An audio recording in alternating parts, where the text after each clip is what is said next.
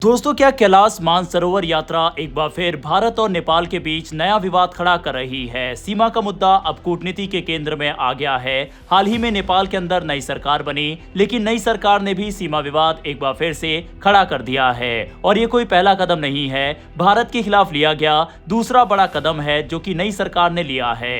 दरअसल हाल ही में नेपाल ने एक बार फिर लिपुलेख क्षेत्र पर अपना दावा दोहराया है। नेपाल का कहना है कि ये इलाका उसका हिस्सा है और इस मुद्दे को बातचीत के जरिए सुलझाया जाना चाहिए। नेपाल सरकार के प्रवक्ता सस्मित पोखरेल ने साफ कहा है कि उनका देश अपनी सीमा को बढ़ाने की कोशिश नहीं कर रहा, बल्कि जिस क्षेत्र पर वे दावा कर रहे हैं वह पहले से ही नेपाल का हिस्सा है। दूसरी तरफ भारत ने नेपाल के इस दावे को पूरी तरह खारिज कर दिया है। भारत का कहना है कि यह दावा एक तरफा और वास्तविकता से मेल नहीं खाता।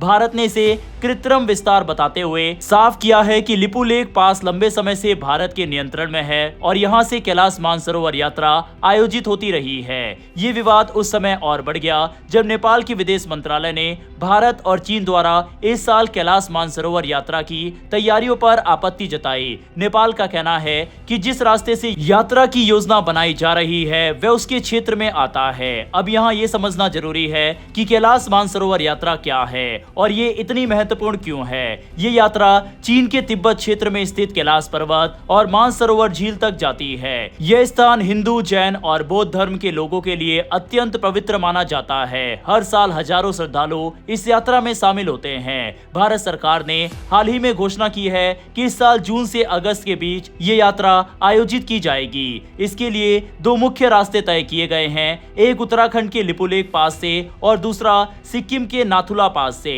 लिपुलेख वाला रास्ता सबसे पुराना और पारंपरिक माना जाता है, जिस पर अब विवाद खड़ा हो गया है।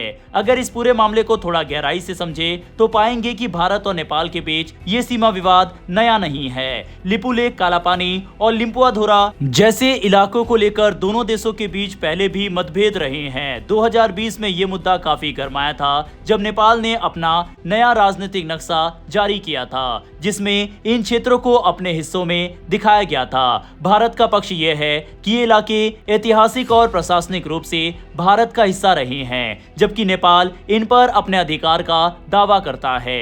यही वजह है कि समय समय पर यह विवाद फिर सामने आ जाता है। नेपाल ने इस बार सिर्फ भारत ही नहीं बल्कि चीन के खिलाफ भी आवाज उठाई है। इससे साफ संकेत मिलता है कि नेपाल अब खुद को किसी एक पक्ष के साथ जोड़कर नहीं देखना चाहता, बल्कि अपनी स्वतंत्र विदेश नीति दिखाना चाहता है। विशेषज्ञ मानते हैं कि इसके पीछे नेपाल की आंतरिक राजनीति और आर्थिक स्थिति भी बड़ी वजह है। नेपाल इस समय धीमी आर्थिक वृद्धि और बढ़ते कर्ज जैसी चुनौतियों का सामना कर रहा है। ऐसे में वह अंतर्राष्ट्रीय स्तर पर इस मुद्दे को उठाकर अपनी स्थिति मजबूत करना चाहता है। इसके साथ ही अमेरिका के साथ नेपाल के बढ़ते रिश्ते भी चर्चा में है। बांग्लादेश के अंदर जिस तरह से तख्ता पलट हुआ और वहां पर अमेरिका की भूमिका को नजरअंदाज नहीं किया जा सकता, इसी तरह से डीप स्टेट नेपाल के अंदर भी अपनी भूमिका निभाना शुरू कर चुका है।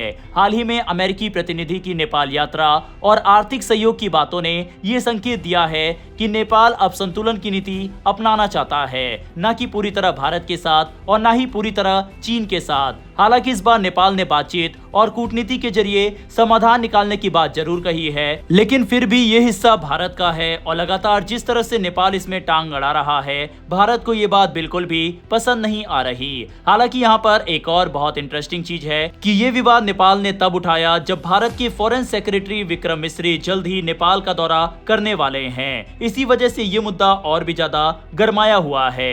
बहरहाल दोस्तों, इस पूरे विवाद पर अपनी राय कमेंट बॉक्स में लिखकर बताइएगा। वर्ल्ड अफेयर से जुड़ी ऐसी डेली वीडियो के लिए नीचे दिए गए सब्सक्राइब बटन को प्रेस कर बेल आइकन को जरूर दबा लें। फिर मिलेंगे ऐसी एक नई वीडियो के साथ। धन्यवाद। जय हिंद, जय भारत।